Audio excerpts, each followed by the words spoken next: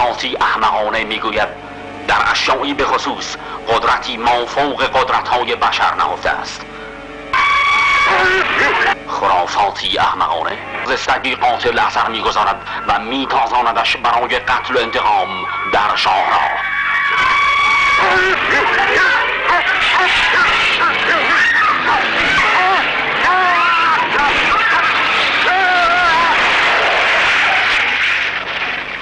کرش.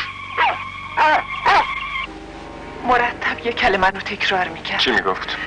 زیاد مطمئن نیستم چی میگفت. یه چیزی مثل اساسا. اکازا.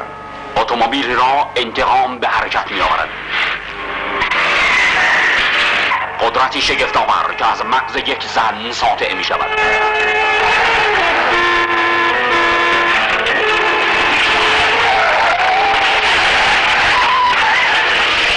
کرش.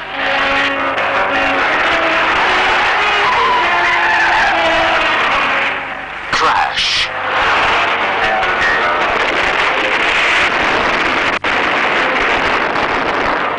میتونم با اطمینان بگم که این یک آکازا است.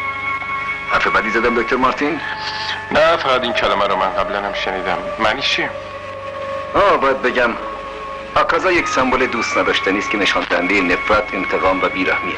این واقعا رشته تخصصی من نیست دکتر مارتین. هر جا که این اتومبیل ظاهر شود ماشین های دیگر به تپه‌ای از آهن قراضه و شیشه های خرد شده بدل خواهند شد و جهنمی برپا خواهد گشت.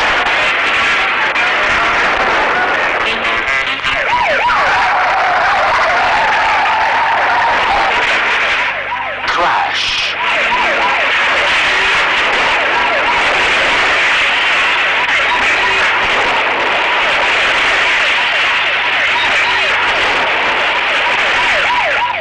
کرش.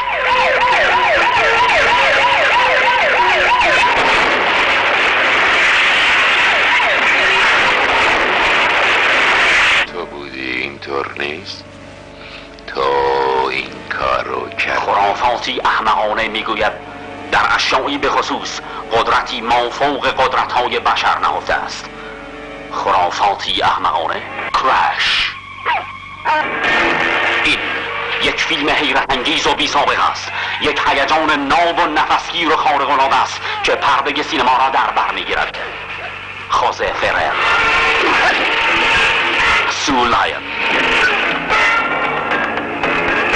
جان اریکسون، لزلی پاریش، جان کاردین،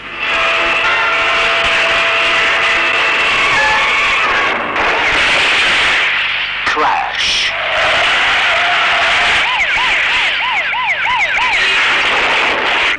راه فرار نیست از این قدرت ناشناخته. اگر زمانی خاموش شود همچون شکارچی به کمین نشسته است. کرش. این نام را به خاطر بسپارید تا همیشه هیجانی پایان ناپذیر را به یاد آورید.